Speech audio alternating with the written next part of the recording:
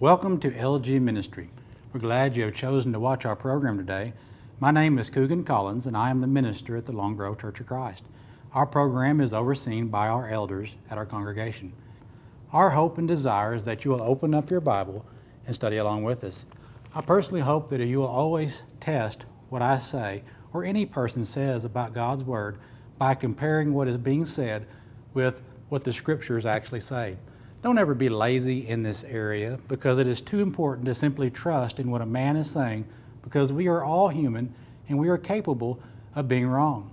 One thing we know for sure is that God will not lead us astray. So always trust in Him and His Word.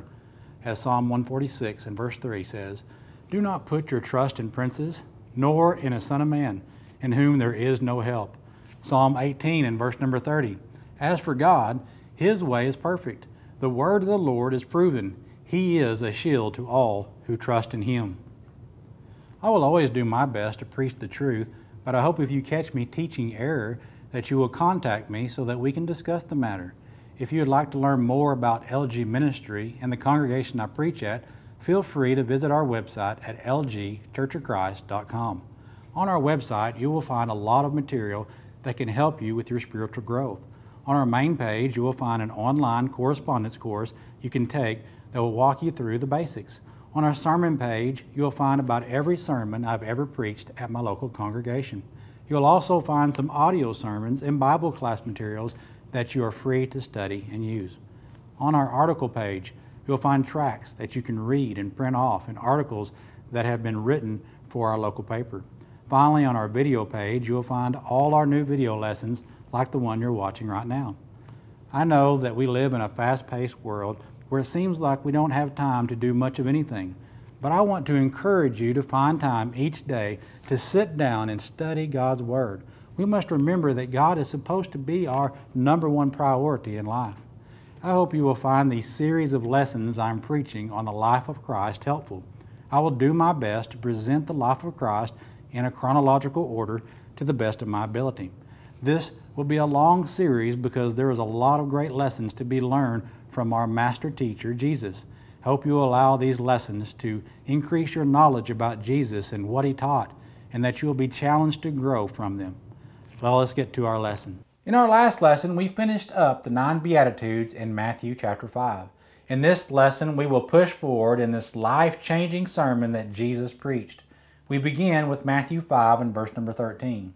"You are the salt of the earth, but if the salt loses its flavor, how shall it be seasoned? It is then good for nothing, but to be thrown out and trampled underfoot by men." Mark's account says this in Mark 9:50, "Salt is good, but if the salt loses its flavor, how will you season it? Have salt in yourself and have peace with one another." Luke's account says in Luke 14 verse 34, "Salt is good, but if the salt has lost its flavor, how shall it be seasoned? It is neither fit for the land nor for the dunghill, but men throw it out. He who has an ear to hear, let him hear." Jesus says we are the salt of the earth, and in verse 14 He says we are the light of the world. These two elements are among the most common elements that can be found anywhere on earth, and both are necessary for life. Our bodies need salt, and if we do not have light from the sun, life on our planet as we know it would be gone, because in the end we would all freeze to death. Of course, we are going to focus on being the salt of the earth first. I think you might be surprised at how much can be gleaned from this simple statement Jesus makes. J.T. Marlin shares a story that illustrates the importance of salt. The story goes like this. A king summons his 3 beautiful daughters and asks them how much they loved him. The first daughter said, "Father, I love you more than all the riches of your empire, more than all the gold and silver and the precious stones and lands and houses." This saying impressed the king with the claim of devotion. The second daughter said, "Father, I love you more than pomp and pleasure of the court, more than all the rich foods, beautiful clothes and music, more than the balls and expensive carriages and good times of the empire." This answer pleased the king. When the third youngest daughter was asked the same question, her simple answer shocked the king because she said, "Father, I love you more than salt." The king was not pleased with her response and he argued with her and shamed her in front of everyone for her lack of devotion. The court chef heard how the king was treating the younger daughter about her response, so he decided to teach the king a lesson by not putting any salt on the food at the next meal. When the king began to eat, he started complaining about how bland the food was. Then the cook told the king, "Sire, I left the salt out of the cooking today, so you might know how much your youngest daughter truly loves you." The king got the message and called his youngest daughter to him and gathered her into his bosom and thanked her and apologized for being so short-sighted.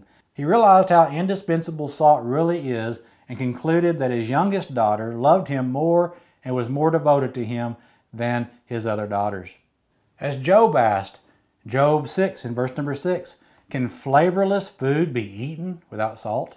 This story illustrates the importance of us being the salt of the earth. The world has little to offer anyone beyond the flesh or beyond this life. But when we as Christians have the qualities that we studied in the Beatitudes, we can add great flavor to the world because the message we have to offer to the world makes life worth living. So don't ever underestimate how important you are as a Christian to the world. Salt has always been important. The ancients considered the salt deposits as a gift from the gods. Many wars have been fought for salt deposits, and there have been salt taxes, and salt has even been used as money. The Jews were to use salt with their offerings, Leviticus 2 in verse number 13. "And every offering of your grain offering you shall season with salt. You shall not allow the salt of the covenant of your God to be lacking from your grain offering. With all your offering you shall offer salt." I think everyone can agree that salt is also important to us. So without a doubt, as we take on this role as being the salt of the earth, we can see just how important it is. To help us gain an even deeper understanding about the importance of salt, let's look at some of the qualities of salt. First, salt will make you thirsty. We have all heard the expression, "You can lead a horse to water, but you cannot make him drink." That is true unless you feed him salt. A man by the name of David Roper used to do this when he was a kid. When he was showing animals at a fair, if the animal was looking gaunt, he would give it salt, which would cause it to drink more water, and it would fill them out. Think about the application of this. When we live our lives as a direct reflection of Jesus, we can make people thirsty to want to know more about God. Of course, our words are important as well, which brings us to the second quality, which is salt can bring out the flavor in food and make it easier to swallow. I know we have all probably sit at a table at one point or another and said, "Please pass the salt." Some foods are just too bland without it. Let's relate this to our speech, as Paul said in Colossians 4 and verse number 6. "Let your speech always be with grace, seasoned with salt, that you may know how you ought to answer each one." Let's say you have a wife who is very sensitive and maybe she's wearing something that does not look all that good in your opinion. She's about to go on an interview and you want her to make a good first impression. What do you say? Do you say, "You need to go change your clothes and throw that outfit in the trash because if you go out dressed like that, you're going to make little kids scream when they see you coming"? Well, I guess you could do that, but you'll be in the doghouse for quite some time. Now, if you wanted to get your message across, seasoned with salt, you might say something like this: "Honey, I love you. I think you are a beautiful lady, and I want you to make a great impression today. That outfit you have on right now is all right, but I think you look even better in that blue dress, don't you?" Depending on the wife, you still might be a little bit in trouble, but the second approach is definitely easier to handle. The same thing is true when it comes to talking to people about God. We could go door knocking and ask the person if they go to church. If they say no, we could tell them that they are going to burn in the pits of hell with their father, the devil, if they do not change their ways. How much further do you think you're going to get in that conversation if you go ahead and make such a statement as that? Not very far. However, if you begin to talk to them about God and His plan for man and how God doesn't want anyone to go to hell, then you're going to have a much better chance at reaching that person with the truth. I want to make one thing clear. Paul did not say, "Let your speech be seasoned with sugar," which coats things and keeps things hidden. He said, "Let your speech be seasoned with salt," which does not hide what is before your eyes. It blends in with it and makes it easier to swallow. It also does not mean that there will not be a time when one is to be blunt or straight to the point. Jesus is a perfect example of this because his speech was seasoned with salt many times when he spoke to the opposing Jews, but there were other times when Jesus was as blunt as he could be, because these Jews were being rebellious, such as in Matthew 23 and verse number 13. But woe to you, scribes and Pharisees, hypocrites, for you shut up the kingdom of heaven against men, for you neither go in yourself, nor do you allow those who are entering to go in. Woe to you, scribes and Pharisees, hypocrites, for you devour widows' houses, and for a pretense make long prayers. Therefore you will receive a greater condemnation. Woe to you, scribes and Pharisees, hypocrites, for you travel land and sea to win one proselyte, and when he is won, you make him twice as much a son of hell as yourself. This is just a small sample of his bluntness in this chapter. Another quality of salt is that it is considered to be pure. If you remember earlier, Jesus said, have salt in yourself. So in order to be the salt of the earth, we must be pure. One of the most important uses of salt before the invention of freezers was using it as a preservative. For example, the fisherman would pack his fish in salt because it would make them keep much longer. They would use the same technique with other meats as well. As we compare this to Jesus calling us the salt of the earth, we can see that the earth is something that will rotten and become rancid without salt preserving it. This is why it's so important for us as Christians to be the salt of the earth. Just as a small amount of salt can preserve meat, a small amount of Christians within a society can preserve the morals of that society. We can see how only a few godly people could have saved Sodom and Gomorrah, as we read in Genesis 18 and verse 23. And Abraham came near and said, would you also destroy the righteous with the wicked? Suppose there were 50 righteous within the city. Would you also destroy the place and not spare it for the 50 righteous that were in it?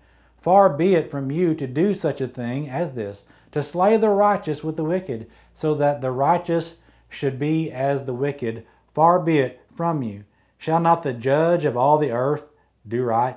So the Lord said, if I find in Sodom 50 righteous within the city, then I will spare all the place for their sakes. Then Abraham answered and said, indeed now, I who am but dust and ashes, have taken it upon myself to speak to the Lord. Suppose there were 5 less than the 50 righteous. Would you destroy all the city for the lack of 5? So he said, if I find there 45, I will not destroy it. And he spoke to him yet again and said, suppose there should be 40 found there. So he said, I will not do it for the sake of 40. Then he said, let not the Lord be angry, and I will speak. Suppose 30 should be found there. So he said, I will not do it if I find 30 there. And he said, indeed now I have taken it upon myself to speak to the Lord. Suppose 20 should be found there. So he said, I will not destroy it for the sake of 20. Then he said, let not the Lord be angry, and I will speak but once more. Suppose 10 should be found there. And he said, I will not destroy it for the sake of 10. So the Lord went his way as soon as he had finished speaking with Abraham, and Abraham returned to his place. What this tells us is that 10 godly people could have kept the city from being destroyed. So this principle should encourage us to never give up being a positive influence on our society, even if there is just a few of us. Our jobs is to help preserve the earth with God's righteousness. I want you to think about this. In order for salt to do any good for meat, it must come in contact with it. In the same way, if we're going to be able to do any good with our time here on this earth, we have to come in contact with the world and influence them. While it is certainly important for us to encourage other Christians, we also must do our part in being a great influence on the lost. As Jesus says later in his sermon, in Matthew 5 and verse 43, you have heard that it was said, you shall love your neighbor and hate your enemy. But I say to you, love your enemies, bless those who curse you, do good to those who hate you, and pray for those who spitefully use you and persecute you, that you may be sons of your Father in heaven. For he makes his sun to rise on the evil and on the good, and sends rain on the just and on the unjust. For if you love those who love you, what reward have you? Do not even the tax collectors do the same? And if you greet your brethren only, what do you do more than others? Do not even the tax collectors do so? Therefore you shall be perfect, just as your Father in heaven is perfect. Everything we have looked at so far tells us a lot about what it means to be the salt of the earth. Notice what else Jesus says in the latter part of our original verse. But if the salt loses its flavor, how shall it be seasoned? It is then good for nothing but to be thrown out and trampled underfoot by men. I see this as saying that if a Christian does not uphold the qualities as mentioned in the Beatitudes and chooses not to live for the Lord, then he becomes like that salt that has lost its flavor. He is worthless because he cannot possibly influence anyone in the world toward righteousness or salvation, because the worldly cannot preserve the worldly. Before I move on to our next few verses, I want to share an interesting point from Kaufman commentary about the salt losing its flavor. Regarding the question of salt losing its savor, Elmer W. Meyer, research chemist with the United States Department of Agriculture and a brilliant contemporary scientist, made this interesting reference to this portion of our Savior's teaching. Salt was accepted and collected as taxes by the Romans from the people of the Holy Land. One of the main sources of salt for Palestinians, of course, was the Dead Sea, or Salt Sea. So oppressive were these taxes that the people adulterated the salt with sand and other earthly materials. The salt to begin with was not our nice, pure table salt. The government purified the salt by spreading it in big vats or tanks, filling it with water, and drawing off the concentrated salt solution or brine. All that remained was the earthly, insoluble material. Indeed, the salt had lost its savor because it was no longer salt. It was fit to be trodden underfoot. And this was not the only way that salt could lose its savor. The surface waters of the Dead Sea, on evaporation, have a chemical salt content of about 31% sodium chloride, 13% calcium chloride, and 48% magnesium chloride, together with other impurities.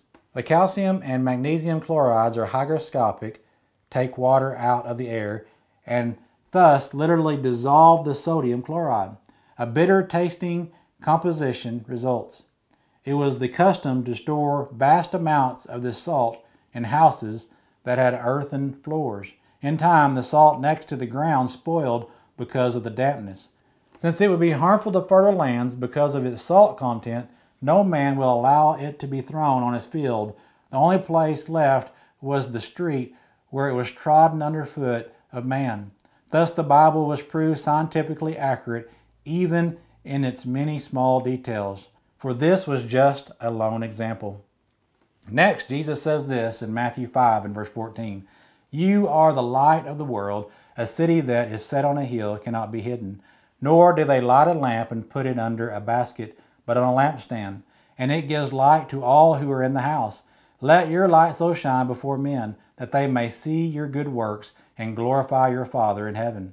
Light is another one of those essential elements that everyone appreciates. I can remember one year when we did not see that much sun for almost a month. Almost every day was cloudy and rainy, and it really affected my mood. However, when the sun came out, it not only made things brighter, it made me feel better. This is certainly included in this idea of being a light to the world. When you get around a Christian who is nice and positive, he makes you feel better even if your day is not going so well. However, not everybody appreciates the light because it exposes sin. As Paul wrote in Ephesians 5 and verse number 8, For you were once in darkness, but now you are light in the world. Walk as children of light, for the fruit of the Spirit is in all goodness, righteousness, and truth, finding out what is acceptable to the Lord. And have no fellowship with the unfaithful works of darkness, but rather expose them. For it is shameful even to speak of those things which are done by them in secret. But all things that are exposed are made manifest by the light. For whatever makes manifest is light. John 3, verse 19. And this is the condemnation, that the light has come into the world, and men love darkness rather than light, because their deeds were evil. The world is a dark place, and many in it are like cockroaches. Anytime the light is shining, they go running for a dark place. But the world is in desperate need of this light. We must never forget that Jesus is the true source of light. And a good example of this comes from John 1 and verse number 4. In him was life, and the life was the light of men. And the light shines in the darkness, and the darkness did not comprehend it. There was a man sent from God whose name was John. This man came for a witness to bear witness of the light, that all through him might believe. He was not the light, but was sent to bear witness of that light. That was the true light, which gives light to every man coming into the world. As great as John the Baptist was, he understood that he was only a reflection of the true light, which is Jesus. As Jesus said in John 8 and verse number 12, then Jesus spoke to them again, saying, I am the light of the world. He who follows me shall not walk in darkness, but have the light of life. Every Christian needs to realize that we are all supposed to be lights. We are to be a direct reflection of Jesus. The way we allow our lights to shine bright is by living our lives based on the Word of God. Being a light is not optional, which is why Jesus said, a city that is set on a hill cannot be hidden, nor do they light a lamp and put it under a basket, but on a lampstand, and it gives light to all who are in the house. Let your light so shine before men that they may see your good works and glorify your Father in heaven. To better understand this idea of a city being on a hill, we have to go back in time. In Palestine, they would build their cities on hills for two main reasons. First, they did not want to waste valuable farming land. Second, it made a good way to be protected because they could see any enemy that might be coming their way. When people were traveling at night, they could always look up and see the lights of the city so they could know where they were going. We are to be that same way in our Christian lives. The people of the world should be able to tell that we are Christians. If we simply blend in with the world, then how can they see? They cannot. Jesus gives us a great example by pointing out how no one will light a lamp and then cover it up with a basket, because that would be pointless. It'd be kind of like having salt without any flavor. In the same manner, it is pointless to become a Christian and then to hide the fact that you are one. Instead, we should allow ourselves to shine brightly as that city on the hill so that people can see Jesus shining through us. Jesus tells us how this is done. It is through our good works. When people see the good deeds that we do, it glorifies our Father in heaven. And we should never be afraid to let our light shine. As David said in Psalm 21 and verse number 1, the Lord is my light and my salvation. Whom shall I fear? The Lord is the strength of my life. Of whom shall I be afraid? Though the world may hate the light at times, it needs it because not only does it expose sin, it gives hope. Let us never forget that we are God's chosen people. As Peter said in 1 Peter 2 and verse number 9, but you are a chosen generation, a royal priesthood, a holy nation, His own special people, that you may proclaim the praises of Him who called you out of darkness into His marvelous light. Every Christian should understand what it means to be in the light and how wonderful it is. Yes, it can expose the sin that is in our lives, but we also know that it means that we can have our sins forgiven and that heaven will be our home. As John writes in 1 John 1 and verse number 5, this is the message which we have heard from Him and declare to you, that God is light and in Him is no darkness at all. If we say that we have fellowship with Him and walk in darkness, we lie and do not practice the truth. But if we walk in the light as He is in the light, we have fellowship with one another, and the blood of Jesus Christ, His Son, cleanses us from all sin.